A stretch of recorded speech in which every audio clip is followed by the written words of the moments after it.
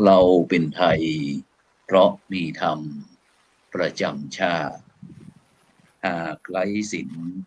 สิ้นธรรมต่ำอำนาจประเทศชาติ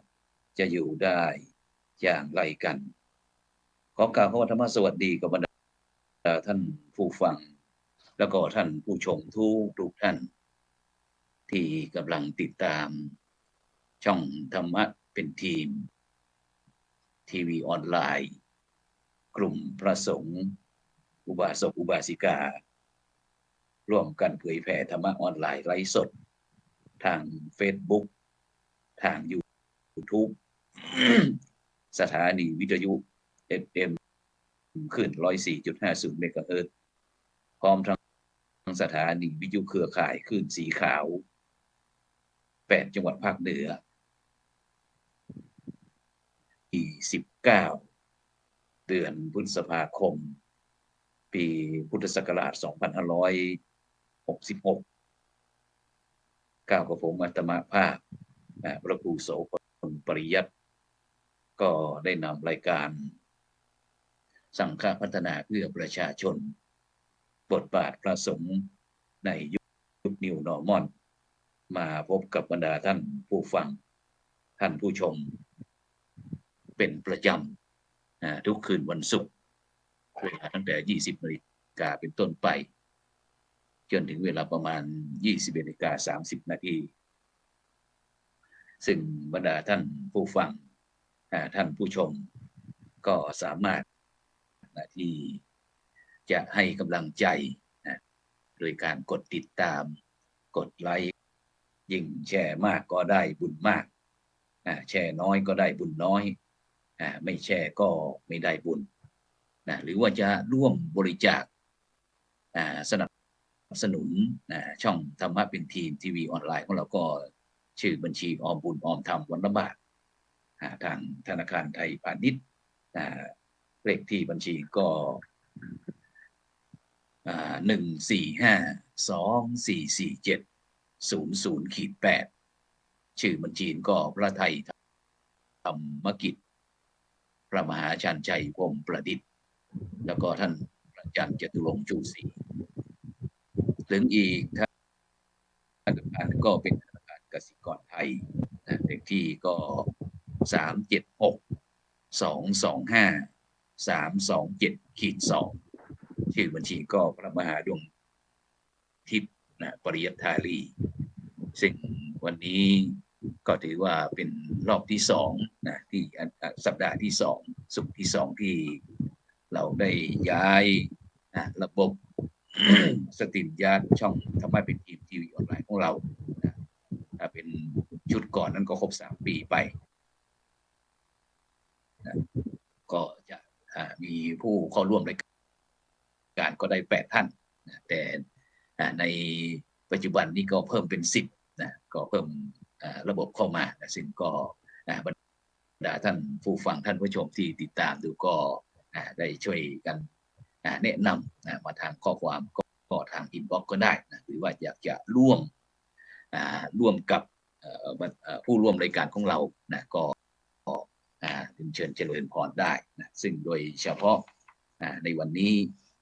ทางรายการของเราก็ได้รับความเมตตาได้รับเกียรติจากผู้ร่วมรายการกลุ่มสังฆพัฒนาภาคเหนือของเราได้มาพบปะพูดคุยกันซึ่งวันนี้ต้องขอบคุณอนุโมทนากับทุกท่านด้วยซึ่งโดยเฉพาะ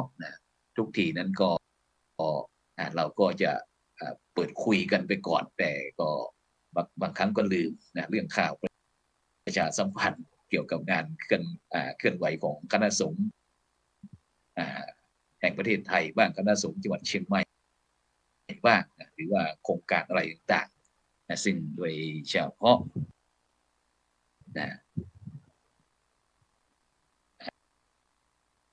วันนี้ก็ที่ทางผู้ร่วมรายการของเราได้ไป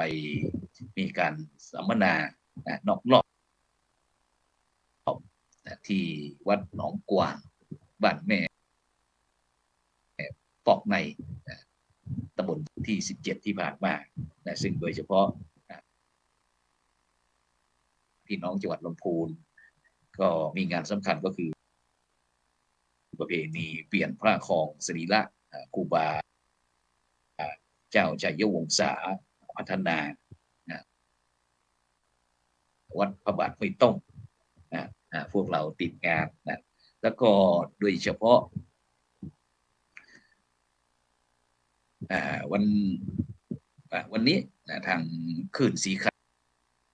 าว8จังหวัดภาคเหนือของเราพระนักจัดรายการซึ่งก็มีท่านอาจารย์พระครูพิวัฒนวิกรมอายุวัฒนมงคล75ปีของหลวงพ่อพระครูปฏิภาณธรรมทินหรือว่าตุลุงดอยที่พวกเราแห่งคลื่นสีขาวที่วัดอรัญวิเวกคีรีอำเภอเวียงป่าเป้าจังหวัดเชียงรายเราก็ขอให้หลวงปู่ซึ่งตุลุงดอยนั้นก็ได้ช่วยเป็นลมโพใบใหญ่ลมใสวินาให้กับงานประเพณีวิสาขบูชาล้ำลึกซึ่งจะมาถึงนี้ก็ประเพณีเตี่ยวขึ้นดอย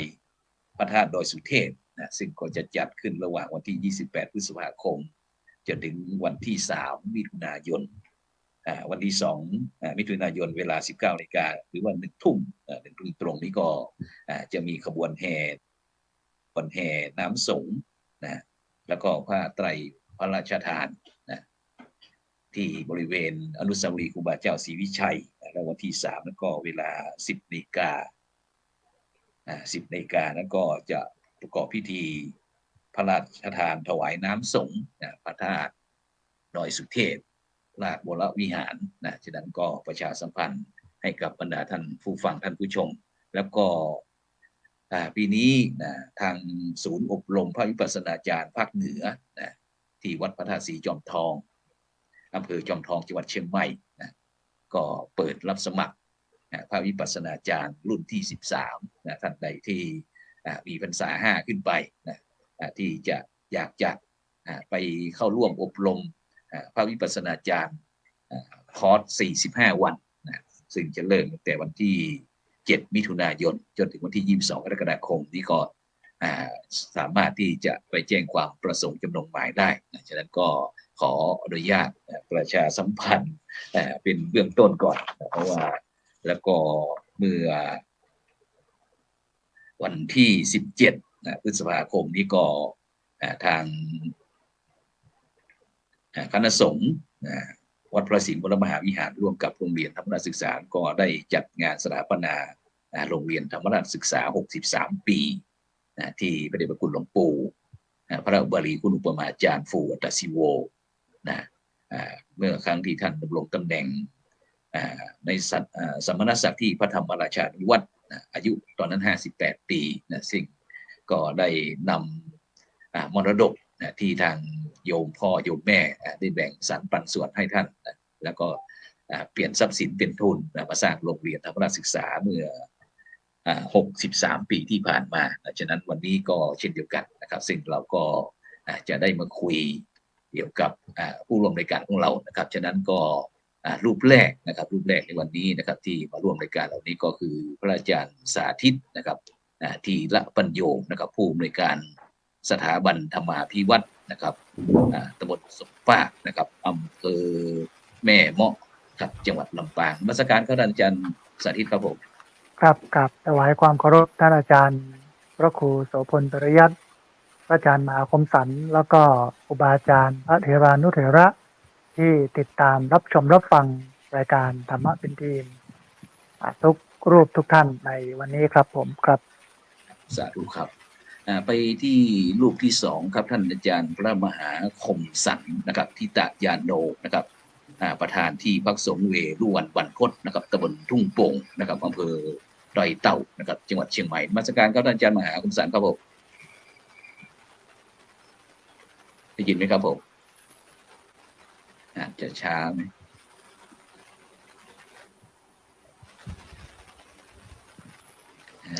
น่าจะครับกับนมัสการ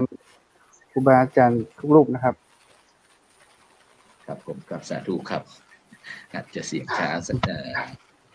แล้วก็ท่านที่ไมค์จะออกก่อนนะครับครับผม ไปท่านที่3ก็คุณโยมอุบลรัตน์เวียงแก้วนะหรือว่าคุณหมอมดแดงนะเครือข่ายพระสงฆ์นักพัฒนาภาคเหนือนะจากชุมชนห้วยทรายขาวตำบลศรีบัวบานอำเภอจังหวัดลำพูนเจริญพรคุณโยมหมอน มัสการเพื่อนทุกรูปค่ะ อ่า กราบนมัสการค่ะ เจริญพรซึ่งวันนี้ก็อย่างที่พระอาจารย์ได้เจริญพรให้กับบรรดาท่านผู้ฟังท่านผู้ชมได้รับทราบว่าวันนี้เราได้มีโอกาสรับความเมตตาพร้อมทั้งได้รับเกียรติจากผู้ร่วมรายการที่เมื่อวันที่อะไรนะคุณหมอที่เราไปประชุมกันวันที่17นะวันที่17ที่เราไปคุยกันที่วัดหนองกวางในปอกในในปอกในแล้ววันนี้เป็นยังไงบ้างวันนี้ที่วันนี้กิจภารกิจหรือว่าภารอิจ ก็ตอนนี้กำลังเริ่มรวบรวมข้อมูลที่จะทำซ่อมฝายค่ะซ่อมฝายเพราะว่าสร้างกันมา6 ปีแล้ววันนั้นที่เข้าไปก็คือจะไปนิมนต์ท่านเจ้าวาดวัดแม่ปอกที่เป็นเครือข่ายฝายมีชีวิตในจังหวัดลำพูนด้วยกันนะคะจะไปนิมนต์ท่านว่าขอเชิญไปร่วมซ่อมฝายด้วยกันจะพาเครือข่ายเด็กๆไปเรียนรู้การใช้เครือข่ายก็พอดีวันนั้นไปเจอไม่รู้ล่วงหน้าใช่ไหมว่าพระสงฆ์นักพัฒนาไม่ทราบเลยค่ะไม่ทราบงั้นเดี๋ยวเราไปที่พระอาจารย์สาธิตก่อนเนาะเดี๋ยวจะได้คุยกันเรื่องความเป็นไปเป็นมาอย่างไงครับท่านอาจารย์สาธิตเมื่อกี้ได้ยินคุณหมอมดบอกว่าตั้งใจจะไปคุยไปกับนิมนต์ท่านอาจารย์มหาญาณพงศ์เจ้าอาวาสวัดแม่ปอกวัดหนองกวางแม่ปอกในเข้าเป็นภาคีเครือข่ายในการอนุรักษ์สิ่งแวดล้อมหรือการทำฝายชะลอน้ำอะไรต่างๆวันนั้นเรามีกิจกรรมอะไรครับที่วัดแม่ปอกในหนองกวางครับวันนั้นเนี่ยเป็นการประชุมเครือข่ายพระสงฆ์นักพัฒนาภาคเหนือซึ่งมีพระคุณเจ้าจากจังหวัดน่านลำปางจังหวัดแพร่จังหวัดเชียงใหม่จังหวัดลำพูนเป็นต้นนะครับเข้าร่วมประชุมเรื่องของการพัฒนาคุณภาพชีวิตของญาติโยมรอบวัดนะครับให้มีคุณภาพชีวิตที่ดีขึ้นปรารภเหตุมาจากในครั้งก่อนเนี่ยได้พูดคุยกันที่วัดโป่งคำอำเภอสันติสุขจังหวัดน่านนะครับเกี่ยวกับเรื่องของสิ่งแวดล้อมและงานอื่นๆของเครือข่ายพระสงฆ์นักพัฒนาแล้วก็นัดหมายกันว่าเราอาจจะเคลื่อนที่ไปประชุมต่างที่นะครับก็เลยนัดหมายกันว่าวันที่17เดือนพฤษภาคมเนี่ยก็จะไปประชุมกันที่จังหวัดลำพูนผมก็เล็งเห็นวัดแม่ปอกในของท่านอาจารย์มหาญาณพงศ์สัมปุโนว่าเป็นที่สัปปายะเหมาะสำหรับการจะใช้เป็นที่ประชุมครับแล้วก็ครั้งต่อไปเนี่ยจะเป็นที่ดอยเต่าครับวัดของท่านอาจารย์มหาคมสันจะประชุมกันในเดือนกรกฎานะครับวันที่23กรกฎาในการประชุมพอดีว่าญาติโยมโดยเฉพาะคุณโยมหมอแล้วก็โยมที่ร่วมทำงานด้านสิ่งแวดล้อมกับท่านอาจารย์มหาญาณพงศ์ท่านก็มาเยี่ยมเยียนพอดีท่านอาจารย์ก็เลยพาเข้าในเวทีมาฟังพระท่านได้คุยกันถึงเรื่องของการทำงานหลายมิตินะครับอย่างน้อยก็ได้รู้เห็นบทบาทของพระว่าไม่ใช่เป็นผู้ประกอบพิธีกรรมอย่างเดียวไม่ใช่มารอแต่สวดอย่างเดียวงานอื่นๆที่เป็นงานด้านการพัฒนาสังคมชุมชนเนี่ยพระสงฆ์ท่านก็ขับเคลื่อนอยู่ทำอยู่ก็จะได้เรียนรู้เยอะนะฮะในวันนั้นได้มีการพูดคุยกันหลายเรื่องหลายอย่างพอสมควรแต่ก็มีการเสริมเข้ามาเรื่องของการทำฝายในฐานะที่ท่านอาจารย์มหาญาณพงศ์ได้ทำที่บ้านแม่ปอกแล้วก็ที่อื่นๆด้วยนะครับในเวทีวันนั้นก็ประจักษ์ครับครับซึ่งจากที่บรรยากาศเป็นยังไงบ้างครับในการสนทนากันคณะครูบาอาจารย์ของเรามีผู้ร่วมเสวนาบรรยากาศครับได้สาระกันพอสมควรครับในวันนั้นมี เรื่องของการมอบหมายให้ผมไปเก็บข้อมูลพระสงฆ์นักพัฒนาให้ไปทำโครงการเพื่อมาเอางบประมาณซึ่งก็เป็นปัจจัยหนุนเสริมในเรื่องของค่าน้ำมันลดค่าอาหารที่เราได้มา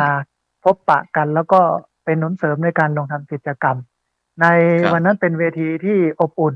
คือปกติเนี่ยการประชุมเครือข่ายพระสงฆ์นักพัฒนาภาคเหนือเนี่ยจะเป็นการประชุมใหญ่ซึ่งคนเยอะก็หลายเรื่องส่วนใหญ่ก็จะไม่มีข้อตกลง ไม่ทันมีข้อตกลงก็เวลาหมดก่อนก็มองว่าถ้ามาประชุมกันเล็กๆแบบเนี้ยมันก็จะได้ประโยชน์ต่อไปก็คงจะขยายครับอาจารย์ครับให้จังหวัดพะเยาจังหวัดเชียงรายจังหวัดแม่ฮ่องสอนซึ่งเป็นจังหวัดที่ตกค้างอยู่เนี่ยเข้ามาร่วมประชุมกันด้วยแล้วก็เป็นนิมิตหมายอันดีที่หลวงพ่อเจ้าคณะอำเภอสันติสุขอาจารย์พระครูสุจินต์นันทกิจหรือหลวงพ่อสมคิดเนี่ยท่านเป็นประธานในที่ประชุมนะครับก็ได้เนื้อหาสาระเรื่องของการพัฒนาสังคมพอสมควรพูดถึงเรื่องเหตุบ้านการเมืองด้วยนะฮะเพราะว่าเป็นท่าทีของพระสงฆ์จะเคลื่อนกันยังไงต่อจะขยับกันยังไงต่อมาวิเคราะห์วิพากษ์กันให้ลุ่มลึกเพราะว่าการเคลื่อนงานของเราจะได้ไม่กระทบกับวิถีของการเมืองบางครั้งบางทีมันก็ต้องใช้ระบบการเมืองบางอย่างเข้ามาหนุนเสริมให้พระทำงานได้ดีขึ้นมากขึ้นนะครับอาจารย์ครับอย่างพระสงฆ์นักพัฒนาภาคเหนือของเรานะครับมันมีความเป็นไปเป็นมาอย่างไรครับอาจารย์ถึงได้มีเป็นกลุ่มเป็นก้อนกันอย่างนี้ครับผมครับต้องปรารภเหตุถึงสมัชชาคนจนเมื่อปี 2541 มันมีกลุ่มหนึ่งที่เรียกว่าสมัชชาคนจนโดยท่านพระอาจารย์ไพศาลวิสาโลไปช่วยญาติโยมที่เขื่อนในอีสานน้ำเป็นน้ำท่วมในอีสานโดยเฉพาะการสร้างเขื่อนท่านก็ออกมารณรงค์ให้เขื่อนเนี่ยรับผิดชอบในภาวะน้ำท่วมกับชาวบ้านตอนนั้นพระสงฆ์เองมีที่เชียงใหม่ก็มีพี่น้องเกษตรกรลุกขึ้นมาเรียกร้องให้มีการชดเชยกับเรื่องการเกษตรเรื่องปัญหาที่ดินเรื่องของผลิตภัณฑ์ต่างๆของพี่น้องชาวบ้านก็เลยถือกำเนิดเครือข่ายพระสงฆ์นักพัฒนาขึ้นมาโดยในยุคนั้นสมัยนั้นก็มีหลวงพ่ออาจารย์ดร.บุญช่วยสุรินทโรหรืออาจารย์บุญช่วยดูใจนะครับตอนนั้นน่ะเป็นพระอาจารย์พระครูพิพิธสุตตาธรแล้วก็มีอาจารย์สมคิดมีหลวงพ่อสมหมายเชียงรายก็เยอะนะในยุคแรกก่อตั้งกันขึ้นมาที่วัดสวนดอกก็ขับเคลื่อนงานพัฒนาสังคมโดยใช้การวิจัยเป็นฐานก่อนตอนนั้นสกว.หรือสำนักงานสนับสนุนส่งเสริมการวิจัยเนี่ยก็ให้งบประมาณมาขับเคลื่อนแล้วก็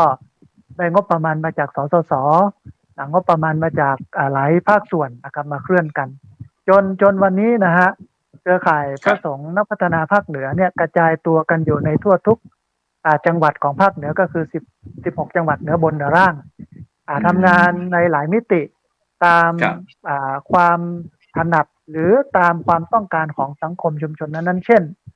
หมู่บ้านชุมชนที่อยู่ใกล้ป่าใกล้ดอยเนี่ยก็จะเคลื่อนเรื่องของสิ่งแวดล้อม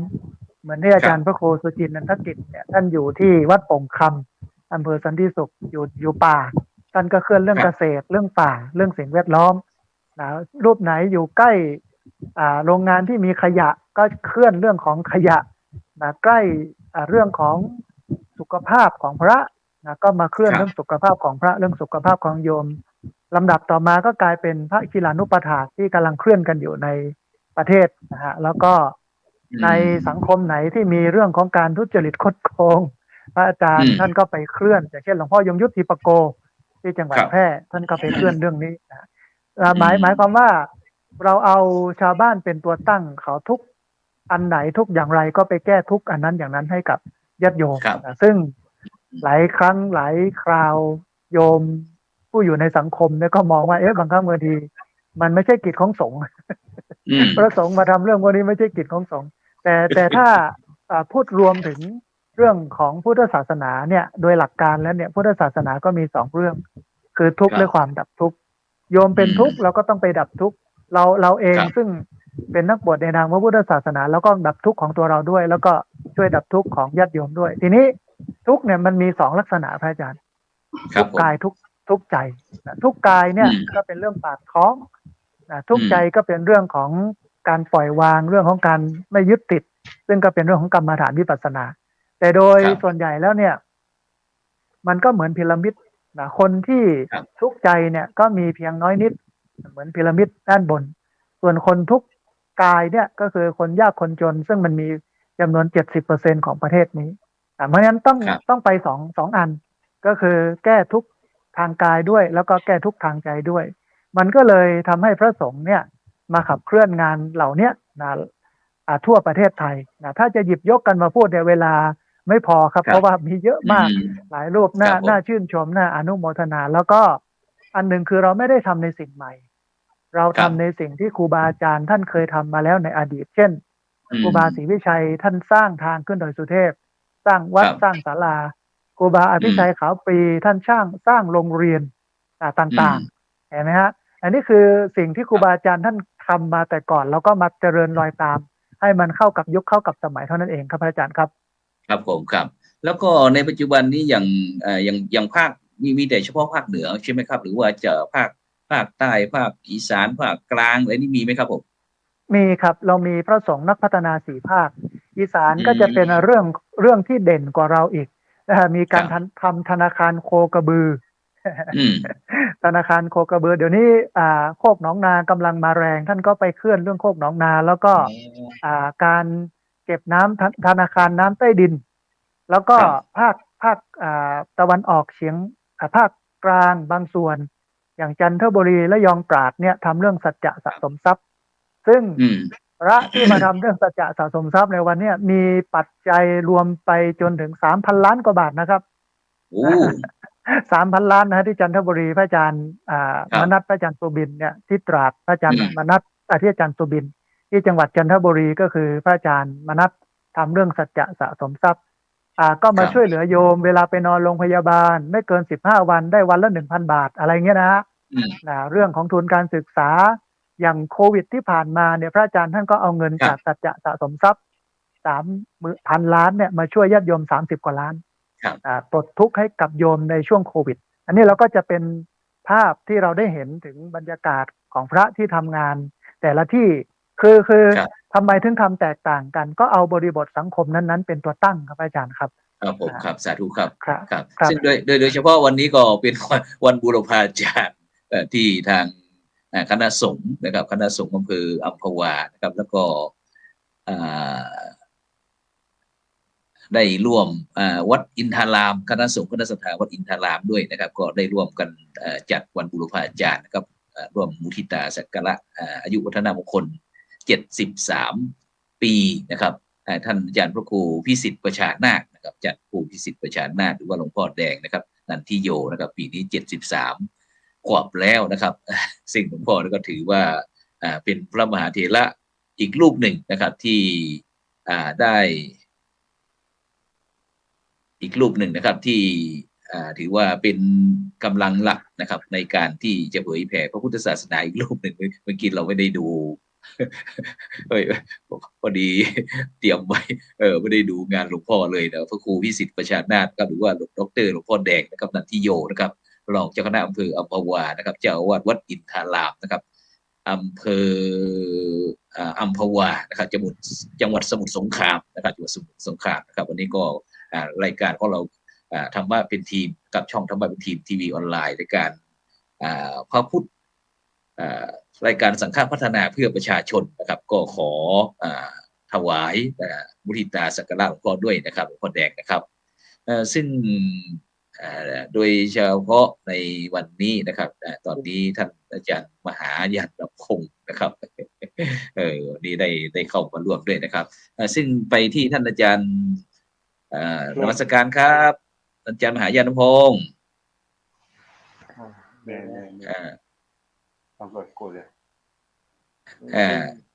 เดี๋ยวจะให้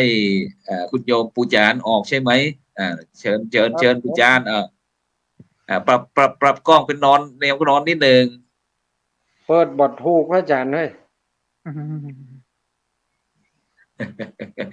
ตอนนี้บรรดาท่านผู้ชมก็กำลังติดตามรายการสังฆพัฒนาเพื่อประชาชนบทบาทพระสงฆ์ในยุคนิวนอร์มอนวันนี้ผู้ดำเนินรายการได้รับความเมตตาจากพระสงฆ์นักพัฒนาภาคเหนือพร้อมทั้ง ภาคีเครือข่าย ซึ่งก็หลายท่านหลายคนก็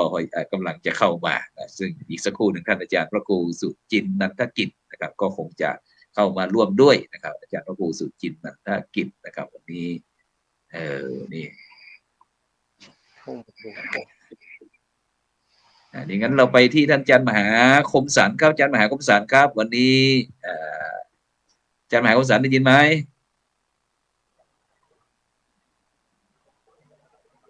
ได้ยินครับอาจารย์ครับน่าจะช้าสักนิดหนึ่งวันนี้เสียงน่าจะดีเลย์ครับรีเลย์นิดหนึ่งจะไม่ค่อยเสถียรเท่าไหร่นะครับของอาจารย์มหาคมสันต์เพราะว่าอยู่ที่ดอยเต่านะครับดอยเต่าอาจารย์มหาคมสันต์ได้ไปร่วมแลกเปลี่ยนที่วัดหนองกวางไม่ปอกในมีความรู้สึกเป็นยังไงบ้างครับผมกับพระสงฆ์เครือข่ายภาคเหนือของเราก็รู้สึกดีใจครับแล้วก็รู้สึกถึงอุดมการณ์ของคณะพระนักพัฒนาคณะครูบาอาจารย์แต่ละรูปแต่ละท่านครับซึ่งก็เป็นสิ่งที่ช่วยเสริมกำลังใจนะครับกำลังใจในส่วนที่อยากจะลงมือทำเพื่อชุมชนนะครับโดยเฉพาะตรงส่วนดอยเต่าตรงบ้านแม่บวนตำบลพงทุ่งที่ประสบปัญหาเกี่ยวกับเหมืองแร่นะครับมีบริษัทมาสัมปทานเหมืองแร่ซึ่งก็ชาวบ้านมีผลกระทบต่างซึ่งก็โศกนะครับก็โดยเฉพาะก็ได้มีส่วนในการเป็นแรงนะครับคัดค้านการทำเหมืองแร่แล้วก็เป็นสิ่งที่อาจารย์ทั้งหลายได้พูดคุยว่าเป็นหน้าที่ของพระสงฆ์ส่วนหนึ่งนะครับที่จะต้องลุกขึ้นมาทำเพื่อชุมชนนะครับทำเพื่อสังคมซึ่งก็เป็นหน้าที่ของพระสงฆ์แห่งส่วนหนึ่งเหมือนกันนะครับไม่ได้เป็นเพียงแค่ผู้ทำพิธีนะครับไม่ได้เป็นเพียงแค่ผู้ที่เป็นตัวแทนของศาสนาอย่างเดียวแต่เราสามารถทำประโยชน์เพื่อชุมชนได้ในฐานะของพระสงฆ์นักพัฒนาครับผมแล้วก็เคยคิดบ้างไหมครับว่าจะมีพระสงฆ์มาทำงานแบบนี้ ที่เราไปรู้สึกคุ้นเคยบ้างไหมหรือว่าตั้งแต่เป็นพระเป็นเนรมาเมื่อก่อนทราบข่าวมาว่าเคยเป็นปฏิบัติธรรมอยู่กับหลวงปู่ทองด้วยนะครับก็นึกว่าจะมีแต่ยุบหนอพองหนอพุทโธอะไรต่างๆเนี่ยแต่เมื่อตอนนี้อาจารย์ได้ไปทำอะไรครับที่ดอยเต่า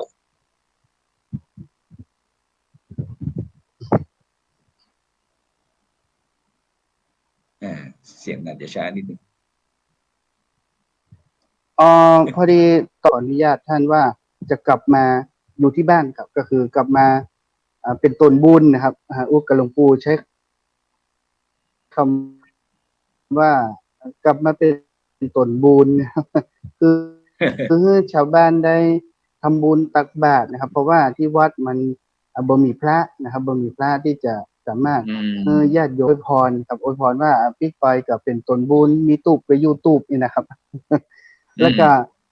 สิ่งหนึ่งที่ได้รับธรรมะจากหลวงปู่มาโดยตลอดนั่นก็คือว่าหลวงปู่นั้นก็เป็นหนึ่งในพระนักพัฒนาครับทั้งทำเพื่อชุมชนทั้งทำสร้างโรงพยาบาลสร้างสถานที่ต่างๆที่พัฒนาชุมชนมาตลอดถึงแม้ว่าหลวงปู่จะเน้นไปทางด้าน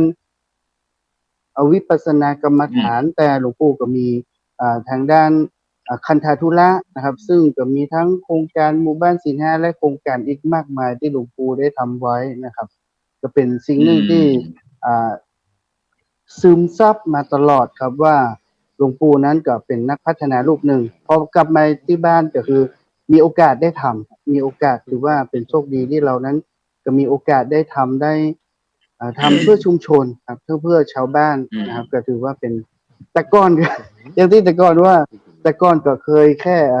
นั่งสมาธิภาวนานะครับยุบหนอพองหนอเดินจงกรมนั่งสมาธิแต่ก็บ่ได้คิดถึงส่วนที่ว่าตัวเองนั้นจะออกมาทำเพื่อชุมชนขนาดนี้นะครับนะ พอได้ แล้ว รู้จักกับพระอาจารย์สาธิตนะครับ ได้รู้จักกับครูบาอาจารย์ในเครือข่ายปุ๊บก็ทำให้มีกำลังใจครับ มีกำลังใจแล้วก็มีแรงใจแล้วก็อุดมการณ์มันได้หนักแน่นขึ้นกว่าเดิมครับในที่จะ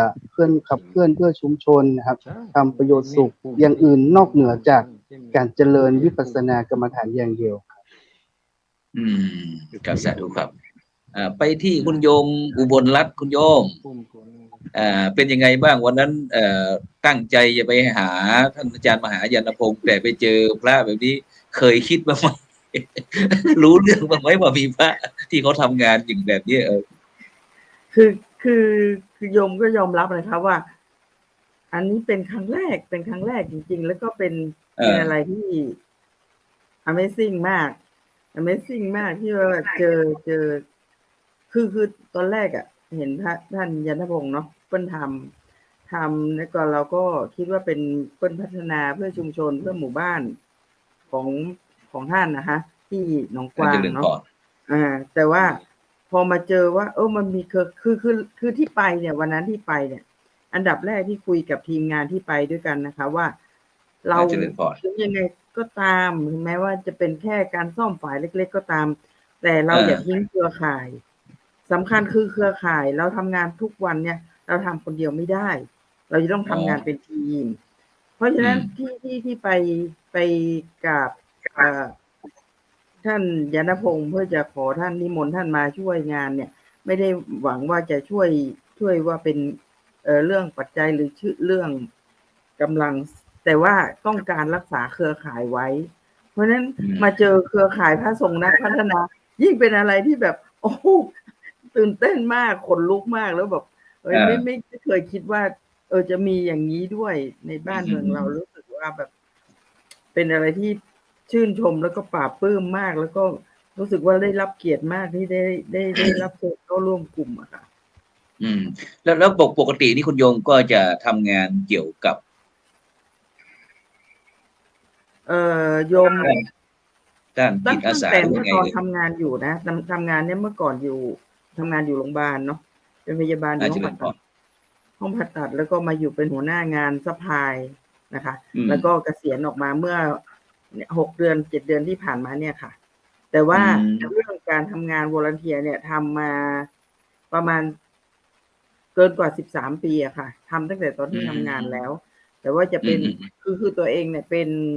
สายออฟโรดเนาะสายออฟโรดแล้วก็จะทำในเรื่องของทันตกรรมเคลื่อนที่ของพอสวแล้วก็จะมีงานของสร้างโรงเรียนงานบริจาคของงานอะไรเงี้ยค่ะก็ไปอยู่เรื่อยๆวันลาพักผ่อนไม่เคยเหลือเลยเอาใช้สำหรับงานพวกนี้ทั้งหมดนะคะ13-14 ปีแล้วค่ะที่ทำมาแล้วที่ห้วยทรายขาวคุณโยมไปทำกิจกรรมอะไรเอ่ยศรีบัวบานห้วยทรายขาวนี่เดิมทีเนี่ยที่ตรงนั้นเป็นที่ของป้าแล้วก็ท่านไปบวชชีที่วัดพระบาทตากผ้าลำพูนแล้วก็เลยขายให้คนอื่นแล้วก็เราก็กลับไปซื้อต่อมาเพื่อเอากลับมาเป็นของเราปุ๊บก็ทำอะไรไม่ได้มาตลอดซื้อมาประมาณเกือบ20 ปีแล้วทำอะไรไม่ได้เลยเพราะว่าตรงนั้นมีแต่ทรายมันทำอะไรไม่ได้จริงๆคือห้วยทรายก็ทรายจริงๆเผอิญไปมีน้องในชุมชนเนี่ยเขาชวนกันไปศึกษาเรื่องฝายมีชีวิตเราก็หาข้อมูลหาอะไรมานานเหมือนกันประมาณ6 ปีที่แล้วนะคะ6 ปีที่แล้วแล้วก็พอหลังจากนั้นเนี่ยรัชกาลที่9เสียตอนนั้นก็เป็นจุดระเบิดของเราเลยว่าเราจะต้องทำเพื่อพ่อหลวงร9แล้วก็ลงมือทำกันโดยที่ว่าเราไม่มีอะไรเลยคนในชุมชนก็มีแค่ไม่กี่คนเองที่จะไม่มีแรงไม่มีอะไรก็อาศัยเครือข่ายเพราะฉะนั้นตัวเองเนี่ยถึงเน้นย้ำในเรื่องเครือข่ายว่าเครือข่ายมีความสำคัญตอนนั้นระดมเครือข่ายทุกภาคส่วนเลยมาช่วยกันกลายเป็นว่าฝายมีชีวิตที่ห้วยทรายขาวเนี่ยเป็นตัวที่ใหญ่ที่สุดในภาคเหนือเป็นตัวที่21 เมตรความกว้างของ21 เมตรคูณ14ประมาณนั้นเราก็เป็นตัวที่ใหญ่ที่สุดในภาคเหนือแล้วเราก็ทำกัน4-5 เดือนคือแบบเป็นอะไรที่เราก็ไม่นึกไม่ฝันว่าเราจะทำได้ แล้วหลังจากนั้นมาเนี่ยพอช่วงผ่านมาแค่ปีหรือ2 ปีเนี่ย น้ำใต้ดินเริ่มอิ่ม เริ่มมี เราก็สามารถปลูกทำการเกษตรได้เนี่ย มีน้ำใช้ เมื่อก่อนคือน้ำกินน้ำใช้ก็ไม่มีนะ ตอนหลังมาเนี่ย หลังจากที่เราทำฝายเนี่ยน้ำใต้ดินมันมี เราก็สามารถที่จะมีน้ำกินน้ำใช้ น้ำที่แล้วก็เราใช้โซลาร์เซลล์ในการที่จะดึงน้ำขึ้นมา มีแท้งเก็บน้ำเดิมแล้วก็ดึงน้ำขึ้นมาใช้ ก็ทำเป็นประปาชุมชน ทุกครัวเรือนมีน้ำประปาชุมชนใช้ โดยใช้โซลาร์เซลล์แล้วก็น้ำดื่มเนี่ยก็ใช้โซลาร์เซลล์กัน จะมีแท้งน้ำของหมู่บ้านน้ำดื่มก็ไม่ต้องไปซื้อข้างนอก มีน้ำดื่มของหมู่บ้านใช้พลังงานโซลาร์เซลล์แล้วก็มีบ่อเลี้ยงปลาของชุมชน มีโอ่งพระของชุมชน แล้วก็มีไฟกิ่งมีอะไรของชุมชน โดยใช้พลังงานโซลาร์เซลล์หมดแล้วก็มีช่อง3มาถ่ายทำในชุมชนเราว่าเราเนี่ยเป็นชุมชนที่ใช้พลังงานสะอาดนะแล้วก็มุ่งไปเน้นในการพัฒนาด้านอื่นๆแล้วก็ไม่ได้ซ่อมฝายผ่านมาตอนนี้6 ปีแล้วก็เลยคิดว่าเราต้องซ่อมฝายกันสักทีนึงเพื่อมันซ่อมไปตัวนึงแล้วค่ะเมื่อคราวที่แล้วก็ตอนนี้ตัวใหญ่สุดเนี่ยมันเริ่มพังแล้วเราก็จะต้องซ่อมเพราะว่ากลัวว่าน้ำใต้ดินมันจะหายไปอีกแล้วเราก็แล้วตอนนี้หลังจากที่ไม่ค่อยเป็นห้วยไซขาวไม่ค่อยมีน้ำแล้วตอนนี้เราไปทำฝายมีชีวิตแล้วเป็นยังไงบ้างผลบวกหรือลบบวกสิคะบวกคือแบบชุมชนเนี่ยสามารถมีสามารถปลูกพืชผักได้ สามารถทำการเกษตรได้แล้วมีสรรพสิ่งเข้ามาในชุมชนทั้งคนทั้งพืชทั้งสัตว์แล้วเราสามารถนำผลิตภัณฑ์ของเราออกขายได้มีการแล้วคือชุมชนมันจะมีข้อดีอยู่อย่างหนึ่งคือเป็นชุมชนที่แอคทิวิตี้สูงก็จะมีการเรียนเรื่องสมุนไพรเรียนเรื่องการปลูกสร้างป่าสร้างรายได้ แล้วก็มีการเรียนเรื่องทำผึ้งเรียนทุกอย่างเขามีสอนอะไรก็คือชุมชนจะเป็นคนที่ใฝ่เรียนใฝ่รู้แล้วก็ลงมือทำร่วมกันอะไรเงี้ยค่ะแล้วก็เราก็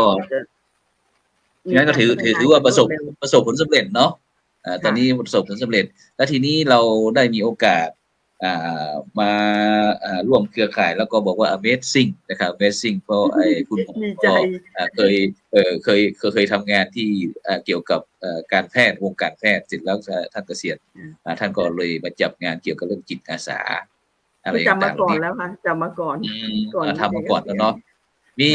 มีเครือข่ายเยอะบ้างไหมที่ทำเกี่ยวกับเรื่องการสิ่งแวดล้อมแบบนี้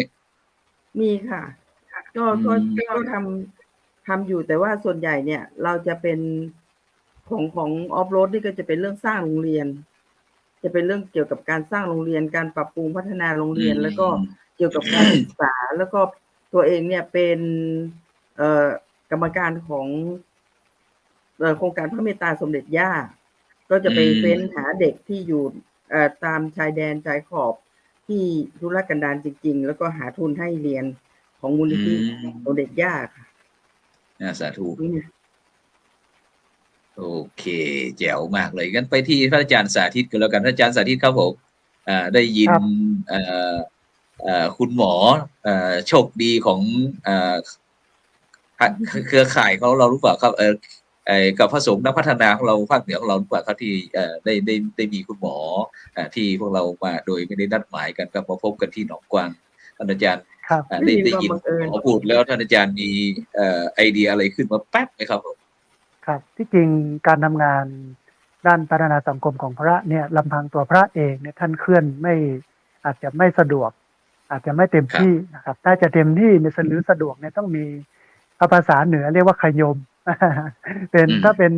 ระบบของพุทธศาสนาก็เรียกว่าพุทธศาสนิกชนซึ่งมีทั้งภิกษุณีอุบาสกอุบาสิกาเนี่ยมาจับไม้จับมือกัน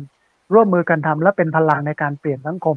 วันนี้หลายพื้นที่กำลังเคลื่อนเรื่องหลักบวร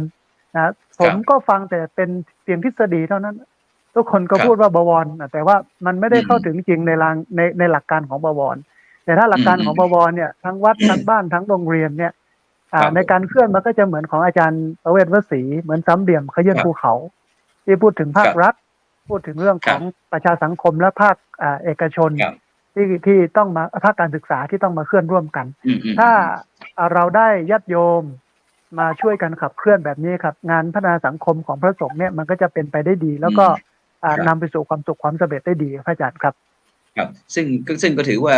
เป็นการตอบโจทย์อีกระดับหนึ่งนะครับเพราะว่า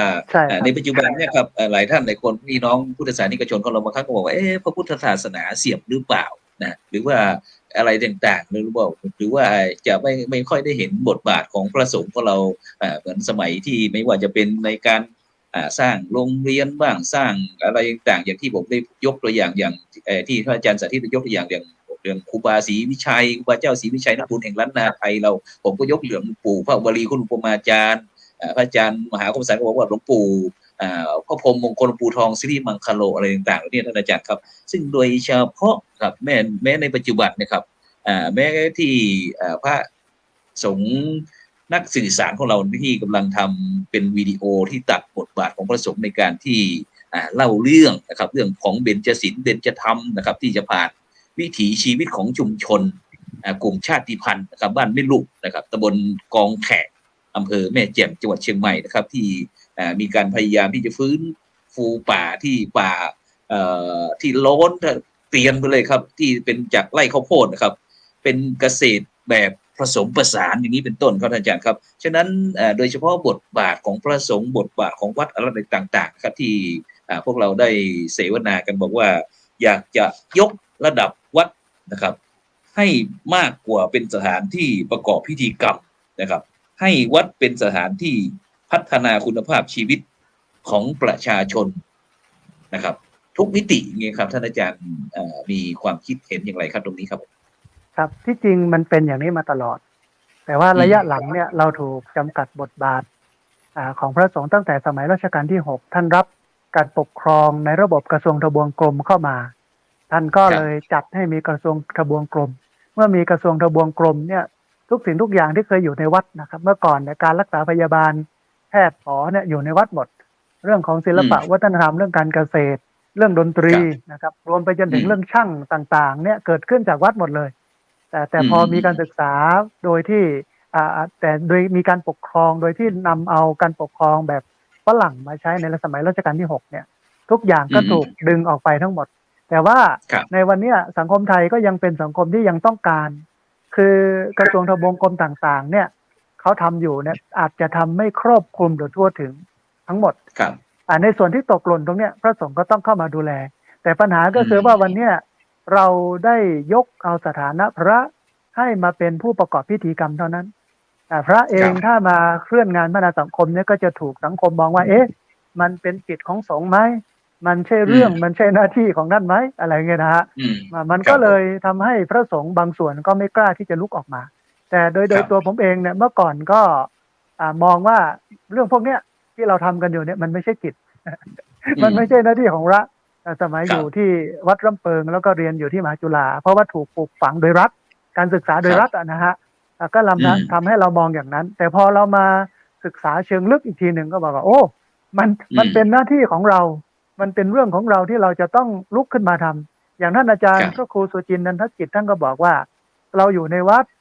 คนวัดสร้างรุ่งเรืองมากแต่คนรอบวัดจนเนี่ยมันต้องมาพิจารณาตัวเองแล้วว่าผิดหลักการผิดระบบผิดระเบียบวัดกับบ้านมันต้องเป็นไปด้วยกันในลักษณะที่ว่าโลกอุปถัมภ์ธรรมทำค้ำจุนโลกแต่วันเนี้ยปัญหาหนึ่งที่มันเกิดขึ้นก็คือว่าต่างคนต่างอยู่ต่างคนต่างไปต่างคนต่างอยู่ต่างคนต่างไปมันสร้างปัญหาอย่างไรก็คือพระเองก็ไม่ได้เรียนรู้ข้างนอกไม่ได้ออกมาช่วยพัฒนาสังคมก็เราจะเจอพระทีหนึ่งก็งานสำคัญงานศพงานแต่งงานเคลื่อนบ้านใหม่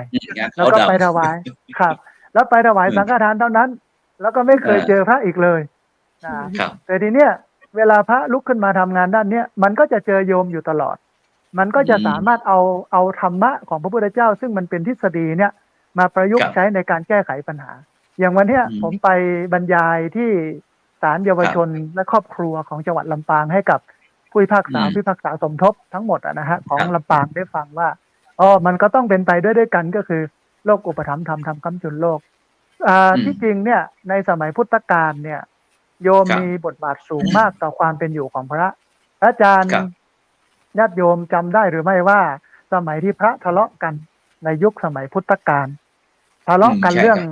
เข้าห้องน้ำพระธรรมธร เข้าห้องน้ำแล้วก็ตักน้ำล้างไว้นะไม่ได้คว่ำขันออกจากห้องน้ำมา พระวินัยทรท่านเข้าห้องน้ำไปอีกรอบหนึ่งก็ไปเห็นว่าน้ำถูกตักไว้วางไว้ไม่ได้คว่ำขันก็ออกมาโจทย์ว่า พระธรรมทรเนี่ยไม่รู้ธรรมไม่รู้วินัยเสร็จแล้วก็ทะเลาะกันสองฝ่าย กลายเป็นลงกันไม่ได้พระเจ้าก็เตือนแล้วไม่ได้สุดท้ายพระเจ้าก็หนีเข้าป่ามีตำนานว่าช้างเอาน้ำผึ้งเอาน้ำมาให้ลิงเอาน้ำผึ้งมาถวายอะไรก็เลยเกิดกลายเป็นพระพุทธรูปวันพุธกลางคืนอะไรเนี่ยฮะแต่ท้ายที่สุดเนี่ยเวลาพระสองฝั่งนี้ไปบิณฑบาตโยมเห็นแล้วว่ามันไม่ใช่ที่ที่พระจะมาทะเลาะกันเพราะฉะนั้นโยมทั้งหมดทั้งปวงก็เลยงดใส่บาตรงดปฏิกระงดปฏิสันฐานไม่ต้อนรับไม่ไหว้เฉยๆปิดบ้านไปเลยพระเมื่อได้เห็นโยมทำแบบนี้ก็เริ่มครับสำนึกได้ว่าสิ่งที่เราทำเนี่ยมันไม่ใช่ถูกมันผิดเนี่ย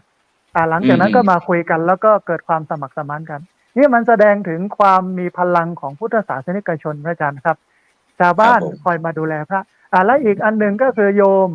หากว่าไม่มีพระเข้าไปให้ธรรมะเข้าไปเตือนสติให้ไปสงบจิตใจความวุ่นวายมันก็จะเกิดขึ้นไปในตามระบบของโยมเพราะว่าใจมันไม่ได้หน่วงเหนี่ยวเอาศีลธรรมมาเป็นฐานในการดำเนินชีวิตเหมือนวันเนี้ยฮะคนหลายคนไม่ได้มีศีลธรรมในการดำเนินชีวิตโลกก็เลยเกิดวิกฤตขึ้นมาหลวงพ่อพุทธทาสท่านก็เลยบอกว่าศีลธรรมไม่กลับมาโลกาจะวินาศเพราะฉะนั้นการมารวมกลุ่มกันทั้งคฤหัสถ์และก็บรรพชิตหรือนักบวชเนี่ยโดยอาศัยปัญหาของชุมชนเป็นตัวตั้งและเคลื่อนเข้าไปทำพร้อมกันร่วมกันเนี่ยมันเป็นพลังอย่างสูงเหมือนที่คุณโยมได้มาชวนท่านอาจารย์มหายานพงศ์ไปร่วมซ่อมฝายไปร่วมสร้างฝายมันเป็นมิติหนึ่งที่ทำให้เกิดพลังพระอาจารย์ครับอีกอันหนึ่งก็คือที่ดอยเต่าครับพระอาจารย์มหาคมสันกับทำบ้านเมืองทางฝ่ายญาติโยมที่ในหมู่บ้านเห็นปัญหาก็คือจะมาสร้างเหมืองแร่ที่ในหมู่บ้านก็จับไม้จับมือกันลุกขึ้นสู้เป็นพลังที่ทำให้เกิดเขาเรียกว่าทุนทั้งหลายก็หวั่นเกรงนะฮะถ้าชาวบ้านอ่อนแอโดยที่ไม่มีธรรมะเนี่ยมันก็จะเข้าแทรกแซงง่ายแต่ผมมามองหลังจากที่เข้าไปดูพื้นที่แล้วเนี่ยไม่ได้ห่วงกังวลเรื่องของความเข้มแข็งของโยมและพระเลยเป็นพลังสูงมากในการจะต่อรองในสังคมได้ครับอาจารย์ครับอย่างนั้นไปที่ท่านอาจารย์มหาคมสันครับอาจารย์มหาคมสันครับบทบาทที่พระอาจารย์ได้ทำนะครับที่บ้านแม่ปวน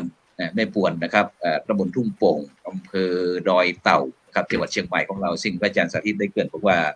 ได้มีกรณีพิพาทระหว่างชาวบ้านกับผู้รับสัมปทานเกี่ยวกับเหมืองแร่แบไลท์ครับซึ่งท่านอาจารย์ได้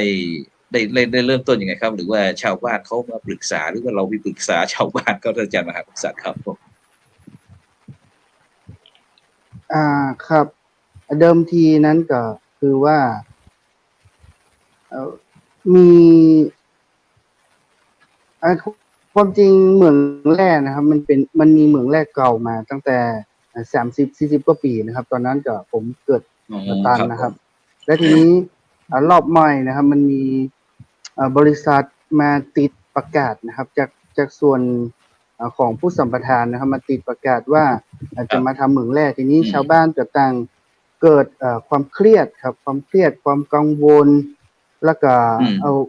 รวมไปถึงความหวาดกลัวนะครับบางคนก็ถึงขั้นเป็นโรคเครียดโรคซึมเศร้านะครับซึ่งก็สะท้อนถึงปัญหาหมายถึงหวาดกลัวด้านไหนครับอาจารย์ครับความปลอดภัยของชีวิตหรือว่าเรื่องการดำเนินชีวิตความเป็นอยู่เรื่องอาหารการกินหรือเปล่าครับไงแทบทุกอย่างครับเพราะว่าถ้าเหมืองแร่เกิดนะครับชาวบ้านก็หวั่นถึงผลกระทบจากการทำเหมืองแร่ทั้งสารเคมีทั้งผลกระทบทางธรรมชาติก็ดีนะครับแล้วก็อีกส่วนหนึ่งก็คือพื้นที่ทำกินของชุมชนนะครับซึ่งก็ทำกินมาตั้งแต่รุ่นบรรพบุรุษนะครับบรรพบุรุษมาจนถึงรุ่นนี้แล้วเราก็อยากรักษาไว้จนถึงรุ่นลูกรุ่นหลานนะครับอาศัยพึ่งพาอาศัยซึ่งกันและกันทั้งป่าทั้งชุมชนนะครับวิถีชีวิตต่างๆรวมไปถึงเรื่องของการเข้ามามีบทบาทของอำนาจในทุนผูกขาดต่างๆที่จะเข้ามานะครับซึ่งชาวบ้านก็หวั่นกลัวถึงปัญหาเหล่านี้นะครับจนถึงสภาวะโรคซึมเศร้านะครับแล้วก็ จะทราบดีว่าช่วงเมื่อไม่นานมานี้นะครับ ที่อำเภอดอยเต่าตำบลปงทุ่งนะครับ มีตัวเลขสถิติคนฆ่าตัวตายนะครับสูงขึ้น โอ้ มากเลยนะครับนะครับ ครับ แล้วก็มันก็มาจับกับช่วงที่เพิ่นมาทำสัมปทานเหมืองแร่และชาวบ้านก็เกิดความเครียดกันเนี่ยนะครับ ก็คิดว่า ครับผม พระสงฆ์ก็บอกควรที่จะอยู่นิ่งดูดายเพราะว่าพระสงฆ์นั้นเป็นผู้นำทางด้านจิตวิญญาณ เป็นผู้นำทางด้าน ครับ ในการแนะนำธรรมะเข้าไปใช้ในชีวิตประจำวันแนะนำธรรมะเพื่อที่จะให้ชาวบ้านนั้นรู้จักแยกแยะ รู้จักความสุขที่ยั่งยืนนะครับฉะนั้นพระสงฆ์ก็ควรที่จะมีบทบาทในการออกมาแสดงนะครับแสดงถึงความบทบาทของพระสงฆ์ในสิ่งที่จะต้องออกมาช่วยชุมชนนะครับ ครับ ตัวผมเองนั้นก็ได้มีส่วนในช่วงนั้นก็คือเห็นเลยว่าคือเห็นประสบด้วยตัวเองว่าชาวบ้านนั้นเกิดความเครียดครับ เรารู้ได้เพราะว่าเวลาเราลงไปบิณฑบาตหรือเราลงไปพบปะกิจกรรม หรือบางครั้งเขาขึ้นมาทำบุญบนวัดดอยก็ ครับ ได้ได้จ๋าได้สนทนากับหูถึงปัญหา ครั นะ บ ส่วนนี้นะครับ ครับ ฉะนั้นในฐานะลูกหลานชาวบ้านนะครับ ลูกหลานของคนบ้านนั้นส่วนหนึ่ง และในฐานะของพระสงฆ์ผู้เป็นผู้นำทางด้านจิตวิญญาณ ผู้นำทางด้านคนที่จะควรจะให้คำแนะนำในสิ่งที่เป็นธรรมะในการเอาไปใช้ในชีวิตเพื่อให้เกิดความสุขที่ยั่งยืนเนี่ย ชาวบ้านเพิ่นก็จะออกไปยื่นหนังสือนักเรียนซึ่งก็เป็นนักเรียนจากโรงเรียนพระปริยติธรรมนะครับ ไปช่วยกัน ครับ ในการต่อต้านนะครับ การทำเหมืองแร่ยื่นหนังสือต่อต้าน จนตลอดถึงแห่งหลาย ๆ ขั้นตอนต่อมานะครับ ทั้งส่วนที่สภาตำบลนะครับ แล้วก็ทั้งส่วนที่ยื่นหนังสือในแต่ละขั้นตอนต่าง ๆ รวมไปถึงได้มีหน่วยงานต่าง ๆ ที่เข้ามาช่วยเหลือดูแลนะครับ จาก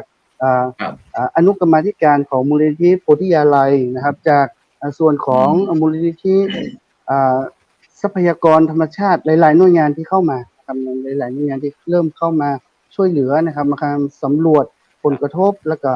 ความกังวลของชาวบ้านต่าง ๆ นะครับ ก็มั่นใจอย่างที่พระอาจารย์สาธิตว่านะครับว่าชุมชนนี้เข้มแข็งนะครับนะชุมชนชาวบ้านเนี่ยมีความเห็นไปในทางเดียวกันว่าบ่ต้องการให้เกิดการทำเหมืองแร่แต่ทั้งนี้ทั้งนั้นนะครับ ชาวบ้านก็ยังมีความกังวลในเรื่องของความผูกขาดกับนายทุนนะครับเงินทุนต่างๆที่เข้ามากว้านซื้อนะครับพูดตรงๆก็คือมากว้านจากตำบลลงไปหาหน่วยงานต่างลุ่มนะครับเขาก็กลัวเรื่องของอำนาจเงินตัวนะครับ แล้วก็ดีใจนะครับว่ามีหลายๆส่วนที่อาจจะเข้ามานะครับรวมไปถึงทางด้านสสนะครับแล้วก็ทางด้านแฮมหลายๆหน่วยงานที่เข้ามาเริ่มพูดคุยเริ่มมาถามถึงปัญหาต่างๆแล้วครับก็คิดว่า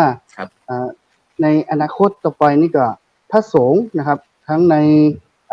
ผู้ที่อยู่ในอำเภออยู่ในพื้นที่นะครับก็ควรที่จะลุกขึ้นมาช่วยกันนะครับดูแลพัฒนาชุมชนเพื่อชุมชนนั้น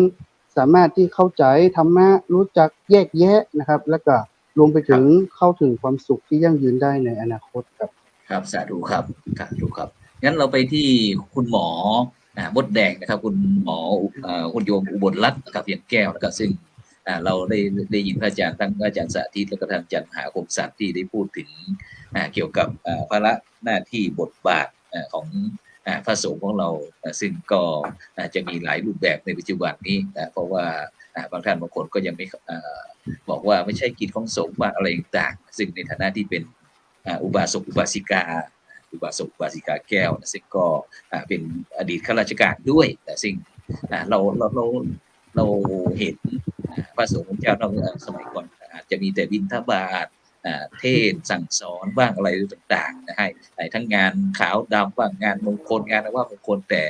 ตอนนี้เราได้ยินทั้งสองรูปได้พูดกันแล้วคุณหมอในฐานะที่แม้กระทั่งเป็นนักจิตอาสาก็ใช่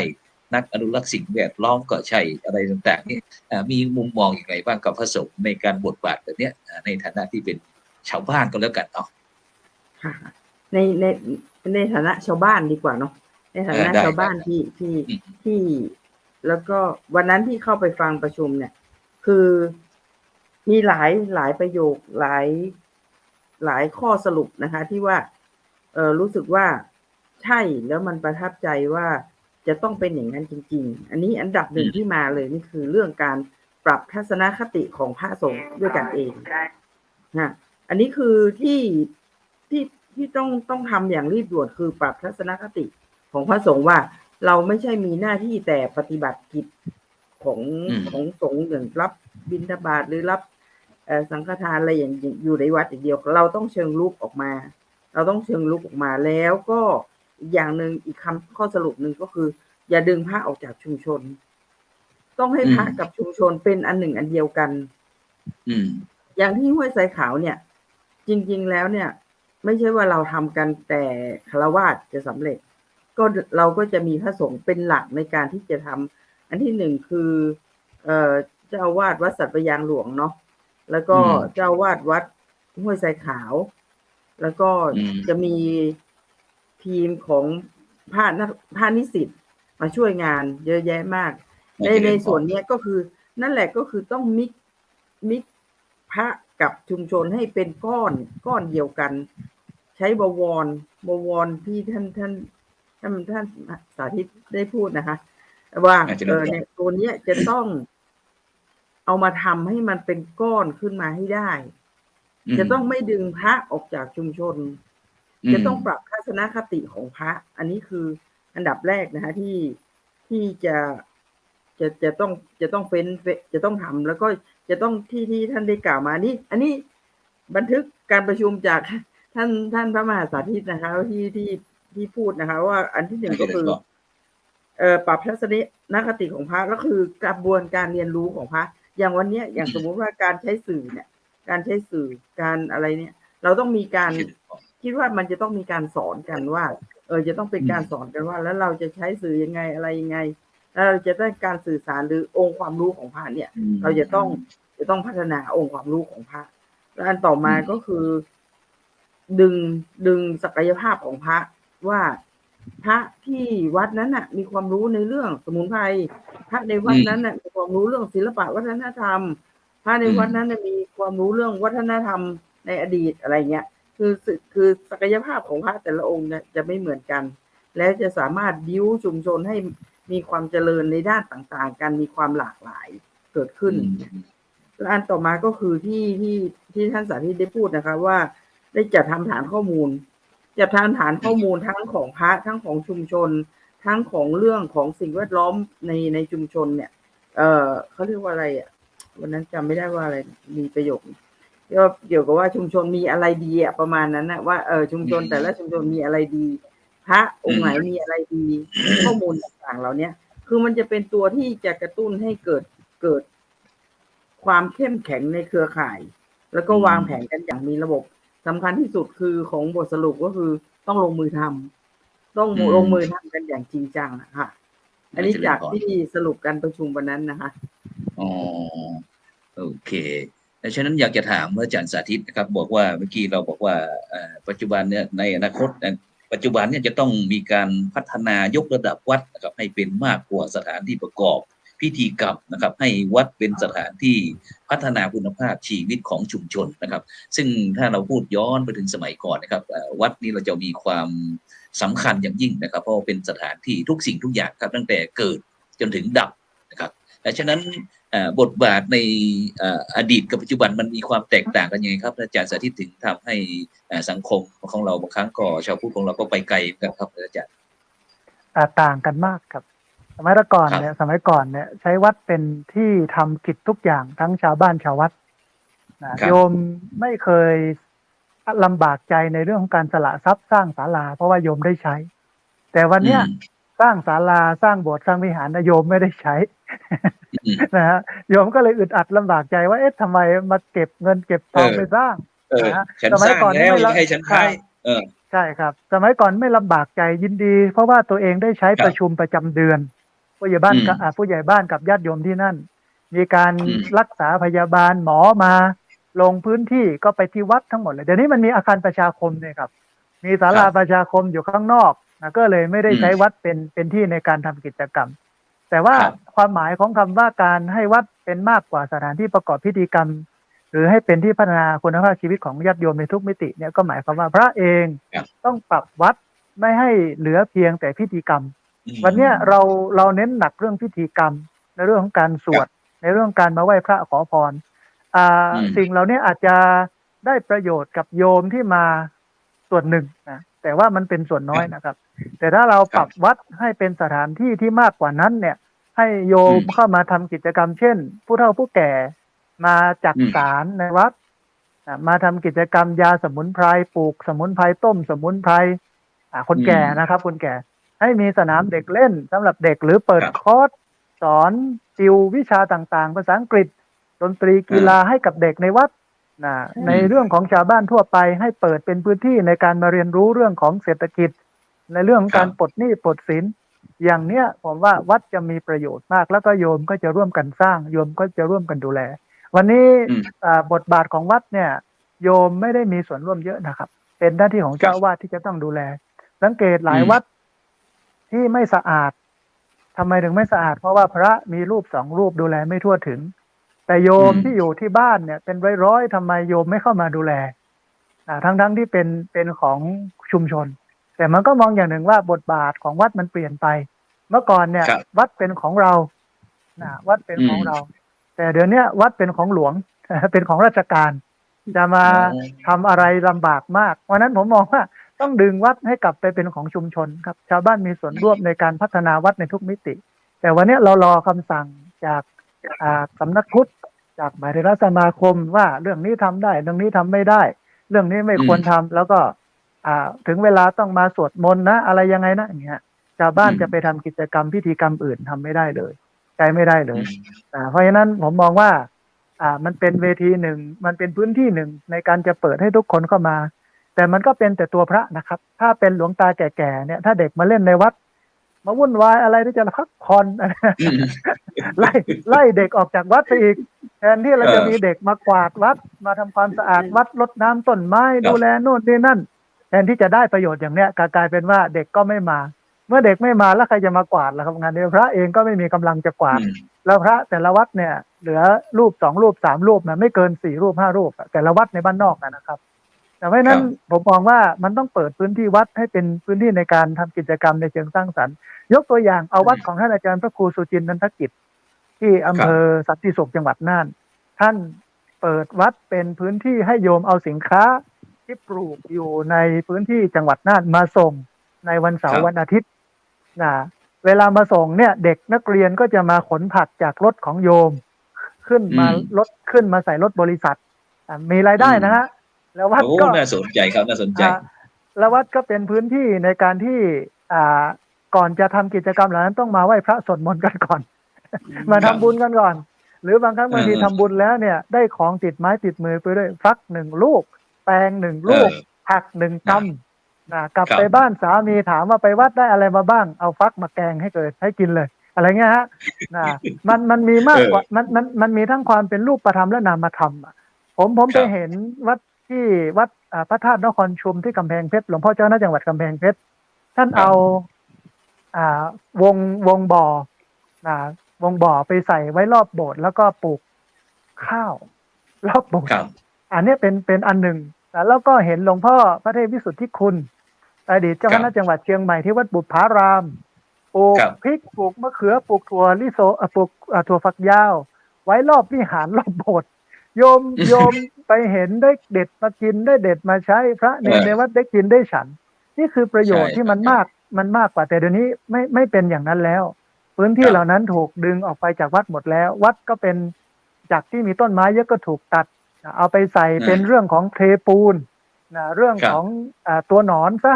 ก็เลยทำให้พื้นที่เอามาทำประโยชน์ในการให้สังคมได้พึ่งเนี่ยมันมีน้อยสุดท้ายครับ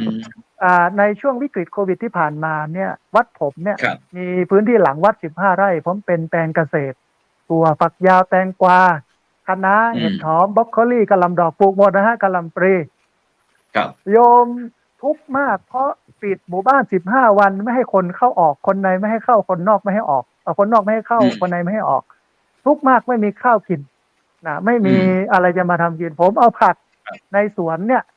เอาถั่วเอาแตงเอาฟักเนี่ย ไปแจกญาติโยมในทุกหลังคาเรือนได้กินอิ่มเห็นไหมฮะมัน อืม มันเป็นการสร้างความมั่นคงทางด้านอาหารของชุมชนด้วยเพราะฉะนั้นการ ครับ ที่พระอาจารย์สรุปว่าต้องยกระดับวัดให้เป็นมากกว่าสถานที่ประกอบพิธีกรรม ให้วัดเป็นที่พึ่งของชุมชนได้ทุกมิติเนี่ยมันเป็นสิ่งที่พระสงฆ์ทุกรูปจะต้องคิด แล้วก็จะเริ่มทำนะครับพระอาจารย์ครับ อืมครับฉะนั้นอย่างที่ท่านอาจารย์สาธิตได้พูดถึงบอกว่าบทบาทพระสงฆ์ในปัจจุบันจะต้องนะครับจะต้องมีความเข้มแข็งมากขึ้นก็คือเรื่องการพัฒนาตรงกับคุณหมอมดนะครับคุณหมอมดแดงก็บอกว่าพระสงฆ์เราก็ต้องเรียนรู้นะครับทุกสิ่งทุกอย่างเข้ามา ไม่ใช่ ปรับทัศนคติวิธีคิดวิธีทำด้วยนะครับเพื่อที่เราจะแล้วก็โดยเฉพาะสิ่งใหม่ๆอะไรต่างๆกับแม้กระทั่งในปัจจุบันนี้หลายท่านหลายคนก็อาจคิดว่าเด็กนั้นอาจจะมีประสบการณ์ที่น้อยนะครับเพราะว่าไม่เคยผ่านอะไรมาต่างๆนี่ก็เป็นห่วงเป็นใยกันนะครับแต่ทีนี้เรามาเห็นท่านอาจารย์พระมหาคมสัตย์ก็ไม่ใช่ว่าจะผมก็ยังถือว่ายังอายุน้อยอยู่นะครับฉะนั้นท่านอาจารย์มหาคมสัตย์ครับมีวิธีคิดวิธีทำยังไงครับถึงทำให้ชุมชนเป็นที่ยอมรับของชุมชนครับที่เวรุวันบรรพตของเราครับผม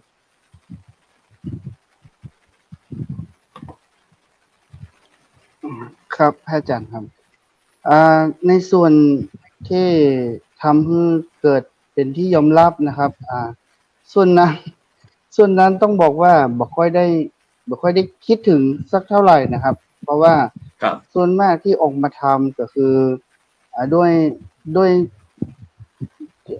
จะเรียกว่าด้วยอุดมการณ์ในสิ่งที่เรา อยากจะทำจริงๆครับอาจารย์ได้คิดว่าแบบว่าอยากให้ชาวบ้าน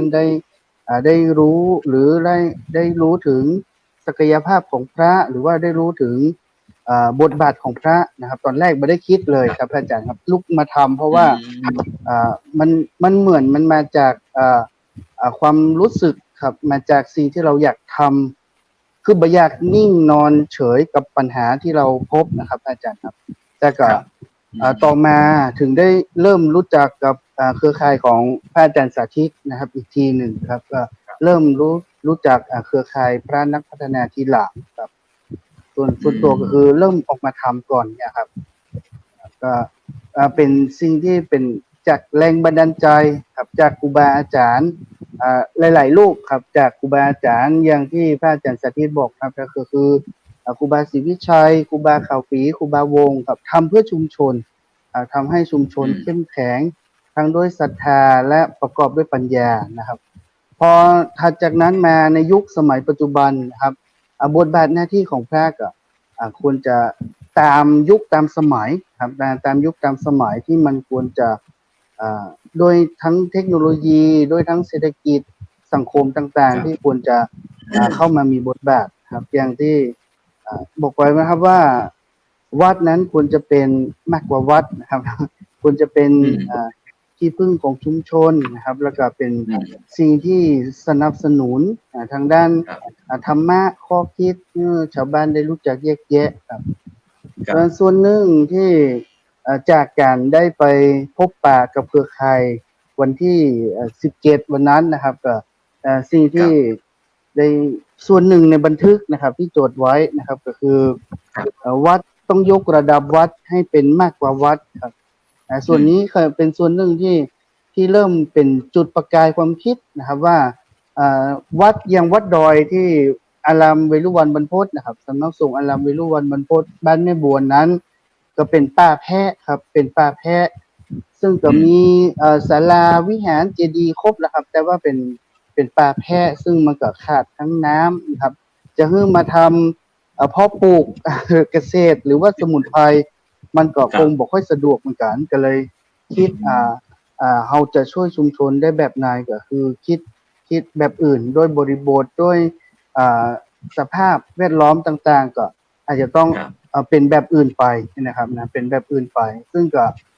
ได้มีส่วนในการลงมาอบรมนักเรียนลงมาสอนหนังสือในโรงเรียนปริยัติครับเป็นส่วนที่เพิ่มออกมาจากส่วนที่เพียงแค่ทำมือวัดอย่างเดียวนั่นก็คือพระก็ต้องออกมาแสดงบทบาทหน้าที่มากกว่าเป็นเพียงผู้ประกอบพิธีกรรมครับนะเป็นมากกว่าผู้ที่ประกอบพิธีกรรมอย่างเดียวอย่างที่ได้จดบันทึกไว้ในประชุมวันนั้นนะครับนะอันนี้หยิบยกคำพูดของพระอาจารย์มานั่นก็คือว่า